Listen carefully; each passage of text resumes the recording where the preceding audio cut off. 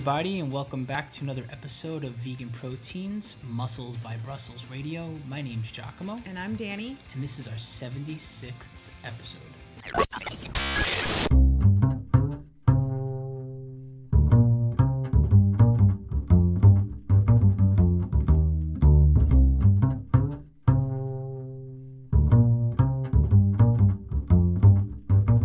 Welcome back, everybody. Thanks for tuning in to another episode. I hope you're all doing well, staying safe. I feel like we mostly made it through that crazy cold front that seemed like it ripped across the entire country only a few weeks ago. Over here, it's starting to warm up as well, but we did get another snowstorm. I don't know if it'll be the final snowstorm for this winter. What do you think? Probably not. Probably, like, literally New England, just when you're like, yeah, spring. That's when like the snowstorms start to pummel you down. I mean, I hope that was the last one, but I doubt it. Yeah, it's kind of a cruel joke. I'm more familiar with weather in New York City. That's where I spent most of my life to date. And we had some pretty bad winters in Four Seasons. Over here, winter just seems to drag.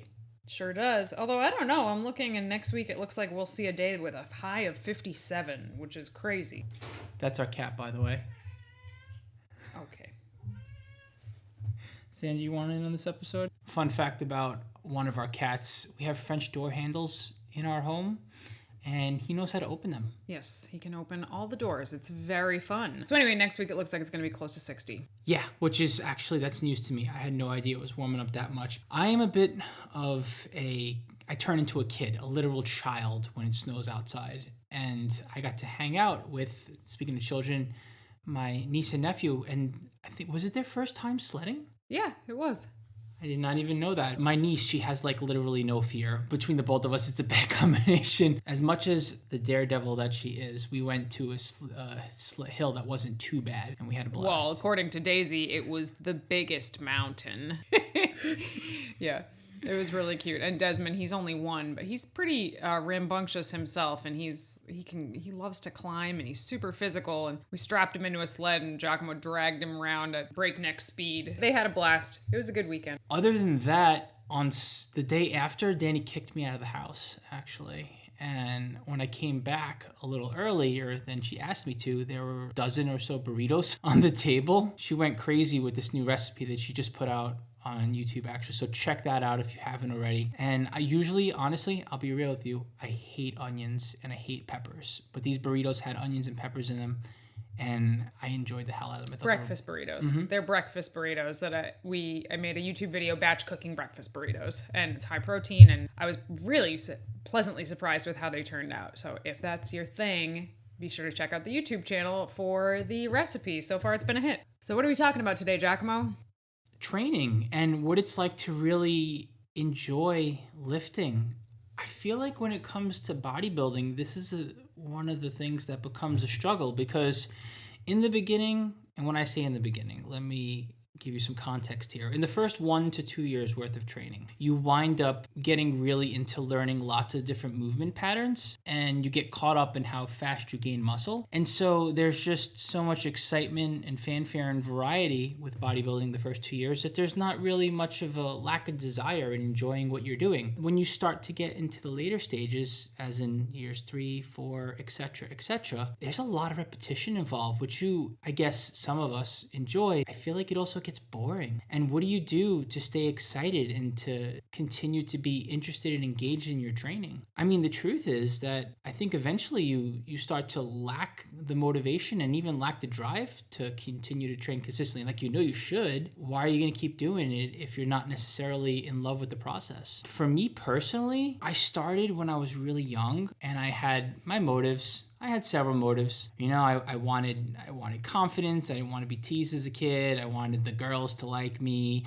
I wanted to play sports and make the team. And I got to chum it up with my buddies who are also into sports. So I had my social things that kept me motivated. And I was just like young and didn't have many responsibilities. So it was easy to just like get really into it. But then I entered my 20s and I had been at it for like a decade, and I just fell off. I just fell off entirely. And I got back into training. I'm like, you know what? This is all about getting back into training. But these days, 11 years later, getting back into it, I've found that there's been peaks and valleys where there's been times where I really haven't necessarily even enjoyed what I was doing. And yeah, I feel like that's what I kind of want to talk about today. I don't think I know any serious lifter who's been lifting for a long time that hasn't gone through that. And I just think a lot of people don't talk about the fact that, yeah, that happens. That happens. You know, you go through periods where it's time to train and you're not excited to go train, or you look at your routine and you're just like, ugh, not today. I don't want to do this today. Or you go in and you kind of just go through the motions and like, I don't want to say like almost half-assed your way through the workout because you're just not into it. I think everybody has gone through that. And I think it's normal to go through periods of that with all kinds of things that you do, not just lifting.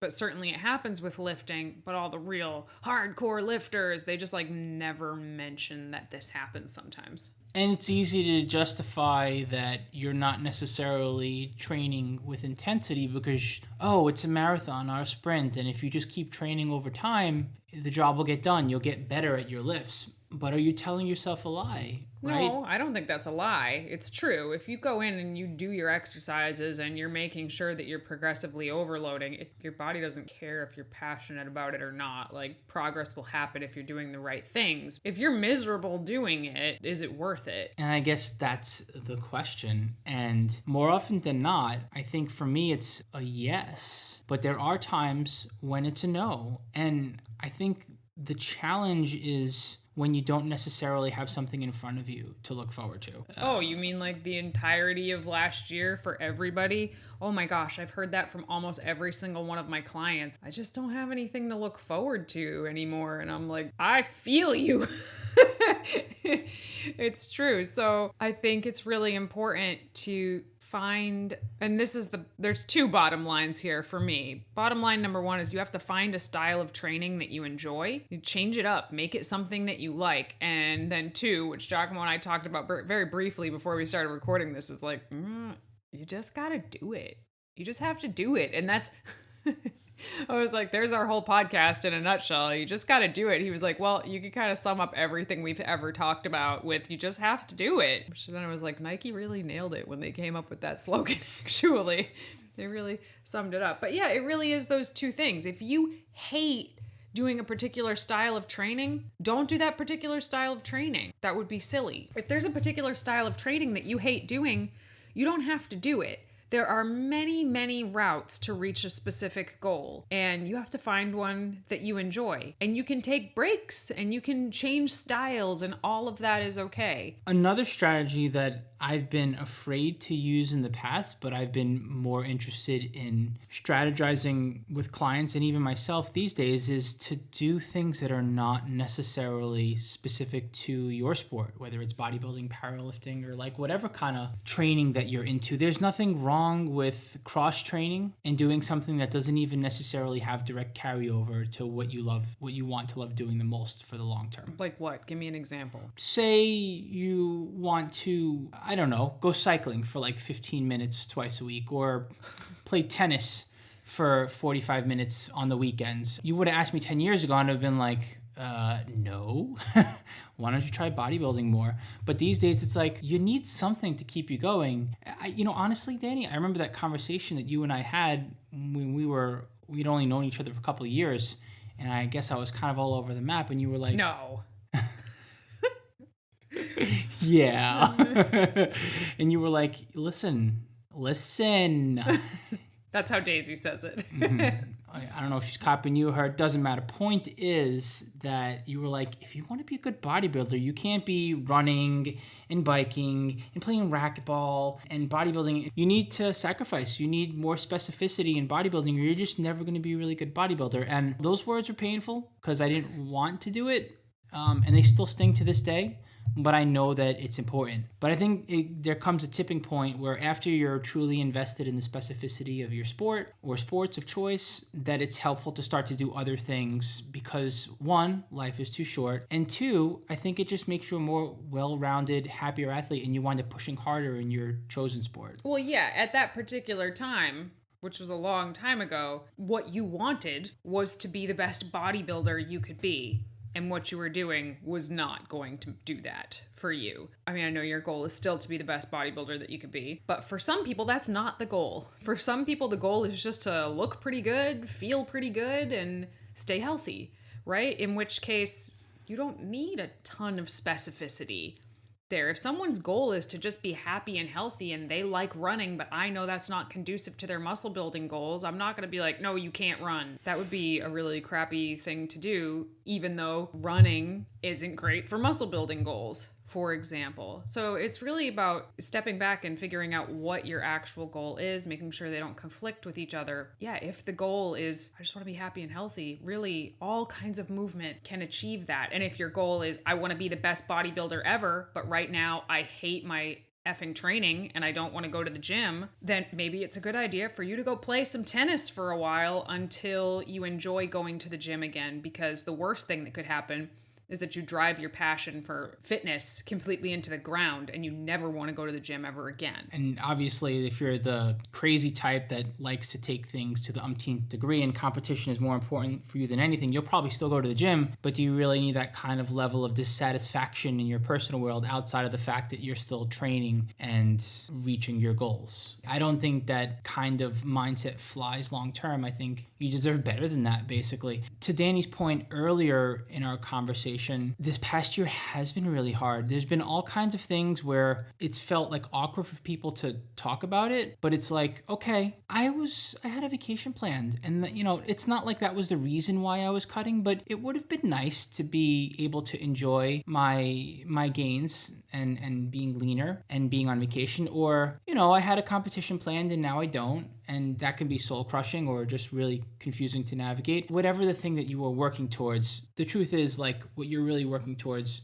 are your results. But it's nice to be able to enjoy those results in real life too. And when in real life is yourself isolating and not having anywhere to be, like, how do you reckon with that? Well, I think a lot of people really struggle to work hard in the gym and also outside of the gym at home without a goal. And I remember once on one of our monthly calls for our clients and our academy members, one of our live calls, do you remember Nadej? Actually, she's one of our bikini competitor. She's a pro level bikini competitor client. She chimed in and she was like, I don't know how to train, not training for a competition. How do you train when you don't have a competition to train for? Like, because she's such a hardcore competitor, the concept of training without like an actual deadline was foreign to her. And she was on this, in our Zoom calls, it's athletes of all levels, home athletes, weekend warriors, all the way up to pro level athletes. So she's listening to all these other folks talk about just their life and health goals. And she's like, I don't know how to do what you guys are talking about. So it was so interesting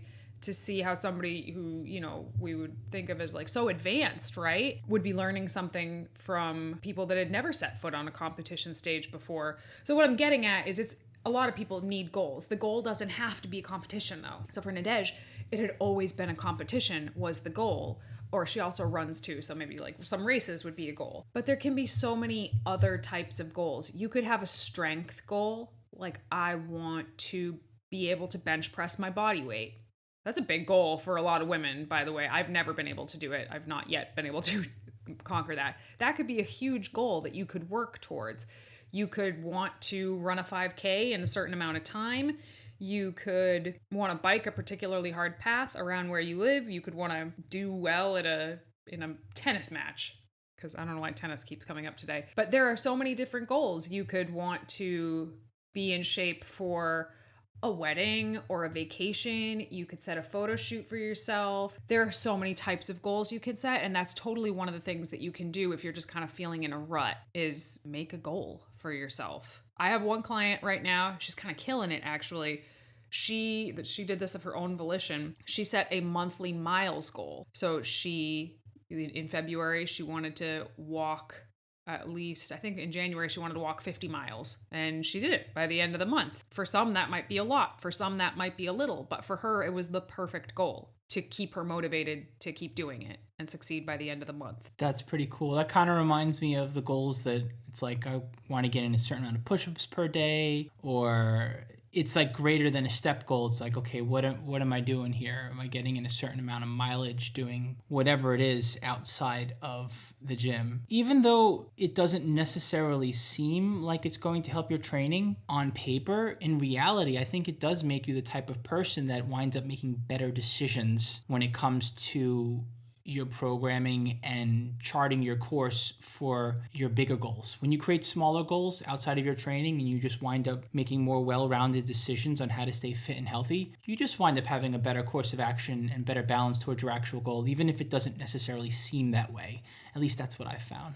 Well, in the beginning of your training, like you said, pretty much every time you set foot in the gym, you can see you're improving. You're lifting a little heavier, you're getting a little stronger, you can tell maybe you're looking a little bit better almost every time you go to the gym in the beginning. And then as you become more advanced, it is much further in between those milestones. Sometimes you can go weeks and weeks without seeing an actual improvement on a particular lift, and that's normal. It can be kind of demotivating for a lot of people. So yeah, you do have to set other goals to kind of keep you interested in between those things. And I think that can be important. Another thing that I think, and this is kind of getting a little bit deeper here in talking about lifting specifically. I'm going to be talking about lifting specifically. I remember this quote from Bruce Lee, and I'm going to butcher it right now. It's something along the lines of, when I first started learning martial arts, a punch was just a punch, a kick was just a kick. And then once I learned the art of martial arts, a punch was no longer just a punch. A kick was no longer just a kick. It was more than that, right? And then once he mastered those things, then a punch was just a punch and a kick was just a kick. And I totally feel that way about lifting. And I think a lot of people go through this journey. They start lifting and they just go in the gym and they just do what's written on the paper, and then they go home and they don't really think a whole lot about it. And they start getting results and they start getting like into it. And then they start like researching it, you know, like, oh, what's the optimal amount of sets I could do? What's the optimal amount of reps I could do? How could I split this up to be better? And they get really into it and they realize like, whoa, there's so much more to this than just walking in the gym and just doing what's written on the paper. There's all these strategies you can do. And then you can get really nitty gritty into a point where every rep is really intentional.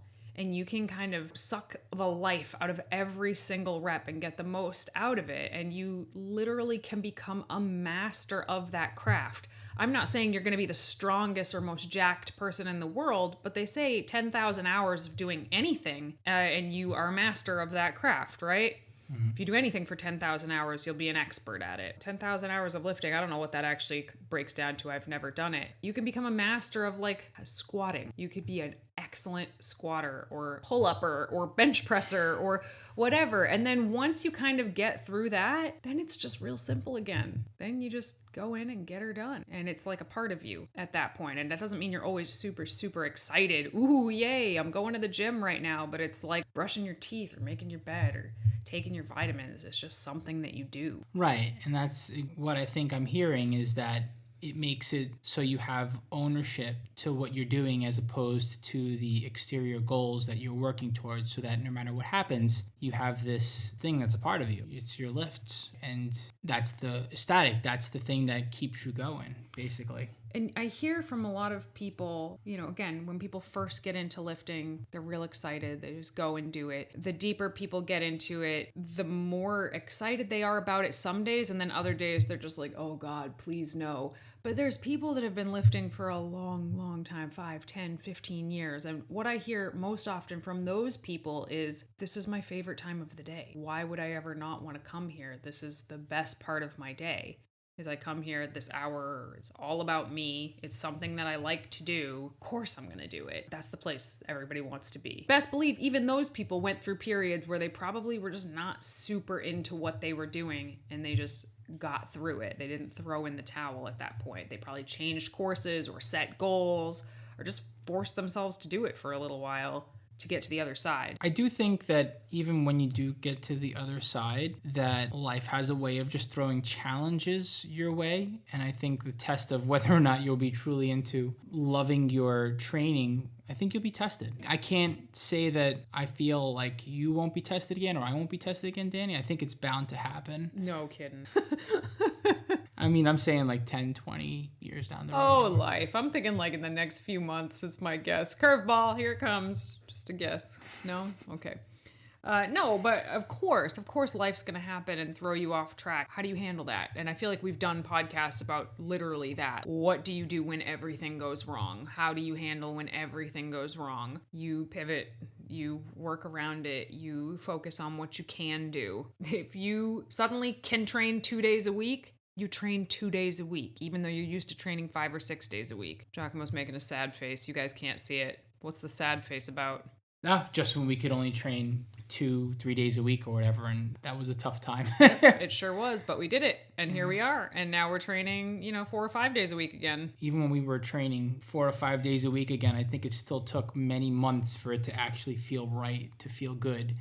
I think it was hard to just trust myself enjoying what I was doing, just because of that period of time where we were training less often. But like Danny said, eventually it comes around. Well, I guess I'm thinking it eventually comes around. You start training 4 or 5 days a week again, and then eventually it's like, okay, we're not catching up or anything. We're just doing what we do. So I think that's what it comes down to, is at the end of the day, if you're feeling like you're in a rut and you're not super loving what you're doing, don't be afraid to change it. Even if it feels counterintuitive to your immediate goals, if it keeps you moving and keeps you lifting at all, even if it's a totally different style. Let's say you've been bodybuilding for years and you're just bummed out on try CrossFit. Is it the best thing for bodybuilding? No, but it might breathe some fresh life into what you're doing. You might love it. Don't be afraid to change things up if you're feeling not into it until you find something you really like. It's very important that you're enjoying what you're doing, and that's going to keep you in the fitness game for the long term.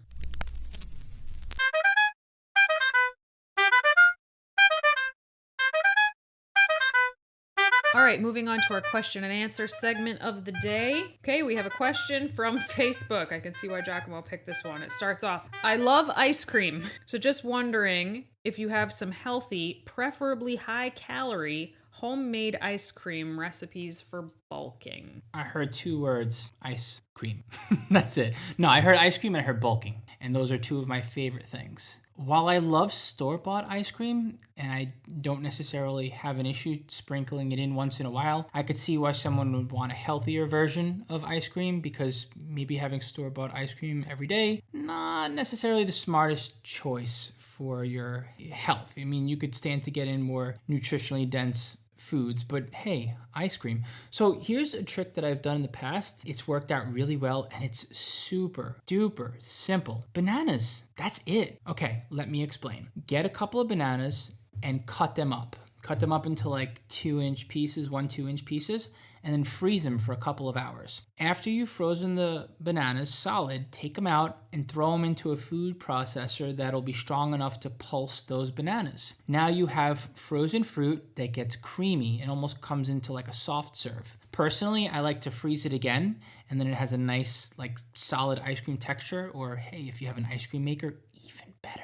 But even creamy and pulsed after you take it out of the freezer, it still tastes really, really good. And you mentioned bulking, and obviously ice cream is more about one ingredient. Bananas are the base ingredient. Now you can start to have fun and add. You can choose to add, say, peanut butter or almond butter or cashew butter or your favorite nut butter into the mix. Maybe you want to get a little interesting with it and throw some chocolate chips in for fun, or some peanuts or walnuts or whatever. You can drizzle some maple syrup in there, for example. You can toss other fresh fruit in, like blueberries, maybe even throw some dried raisins in. Obviously not all this at the same time. That's probably not a good idea, though I may have tried it once or twice before in the past because I'm weird like that. But point is, you can have a nice ice cream base with frozen bananas that you pulse up afterwards, and then you can mix in some other stuff and have plenty of nutrient density in a nice, healthy, delicious homemade ice cream. All right, this question is also from Facebook, and this one's for you, Danny. I'm a sloucher. I've been doing shoulder retraction exercises on a regular basis for 2 years now,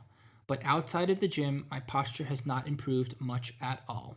I do everything from gentle, higher up exercises to heavy rows and deadlifts. Any suggestions for how I can get into the habit of retracting my shoulders throughout the day and not just when lifting weights? Okay, so really good question. Slouching. I'm also a sloucher. I sit like a Salvador Dali painting most of the time over all of my chairs. I just melt over whatever thing I'm sitting on. I've done that my whole life. So I get it. My posture, if I'm not paying attention, is not good. And when I was younger, I used to work on my feet all the time.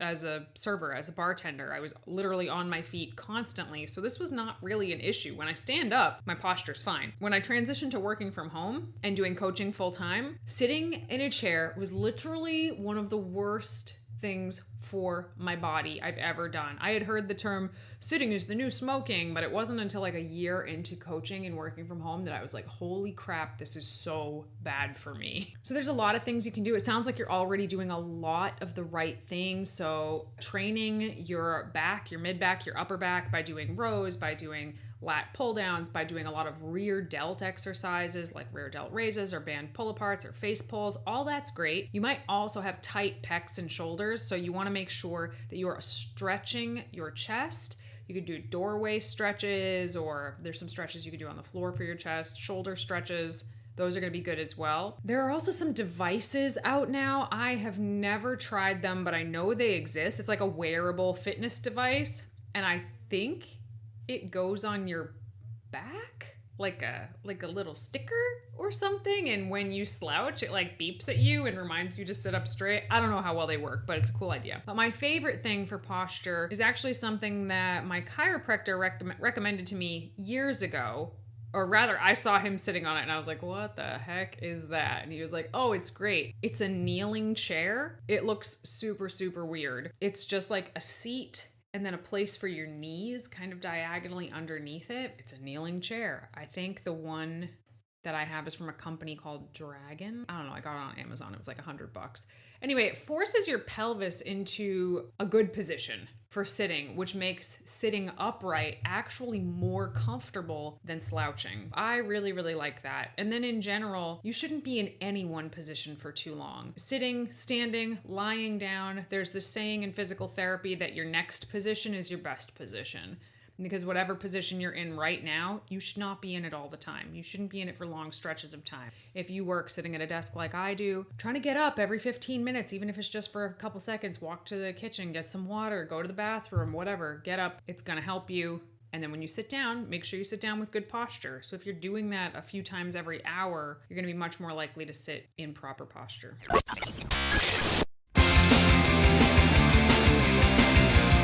Everybody, thank you so much for tuning in to another episode of Vegan Proteins Muscles by Brussels Radio. If you're not a part of our Facebook group, Muscles by Brussels Radio, feel free to come over and join us. You guys would have a say in some of the things that we talk about or some of the recipes we create, like the breakfast burrito recipe, which you should totally check out on our YouTube. Feel free to get in touch with us if you have any questions. You can reach out to us on Facebook, Instagram, Vegan Proteins and Muscles by Brussels, or our email, veganproteins@gmail.com. We look forward to hearing from you. Thanks so much again for tuning in. My name is Danny. And I'm 𝐬𝐿, And we will talk to you soon.